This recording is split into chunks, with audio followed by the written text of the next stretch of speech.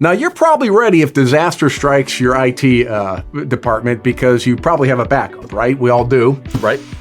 But is that enough? And so let's back up from that thought a second. This is Adam from Starfish Computer.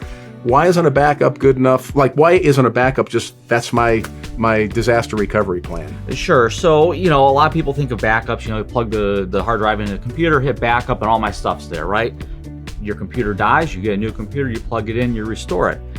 Simple enough process. That does not scale well in expectations when you talk about entire infrastructure. Okay. What are you going to do with that backup? A lot of backup systems, due to size and cost, only backup data. They have no ability to run it anywhere else for business continuity. So if my server dies, it's not something you run up to the local store and pick up a new server. Okay. Real quick, you got to wait for a new one to come in. Then you have to restore it. So do you have spare equipment? Where will his data go? How will you operate with it during a disaster? There's a lot to think about. There's a ton to Rather think than just about. plugging something in, I'm cool, right? Right. So we offer solutions that are basically backup hardware as well, so that it's running the backup. It can virtualize any of your stuff and bring you back online. And then for things that fall out of those categories, we'll work with you to develop an IT strategy and work with your incident response team, or help you build an incident response team. Well, that's interesting. Well, this is incident response team. I mean, where'd that come from? Oh, sure. So a lot of organizations, recognize that their business has too many departments that will be impacted by disasters beyond just the IT part of it. So, you have a cybersecurity incident that still affects marketing, right? Yeah. Marketing's got to put out a notice to your customers saying, hey, our systems are down. We expect them to be back up in a day.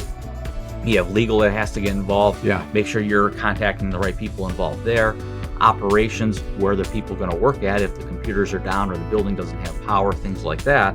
So you have to get all your key players in the same room, talk about how you'd respond to incidences that may occur, and then what could we do to pivot if it did happen this way or that way. And can I ask, does Starfish, literally, if they bring their folks together, or somebody brings all their folks together, do you help lead those conversations? We often sit in those meetings, depending on the nature of the disaster, right? It might be a conversation we lead, or it might be a conversation we listen to because it's out of anybody's control because, the building catches fire for some reason. Well, we know what we have to do, but before we can do anything, we have to be told where we're going to put all that equipment. That's great. At a temporary location. Great to have somebody who really knows all the what-if situations, can probably bring those up so you can plan for the future and be ready. And that's really having disaster recovery, having that plan.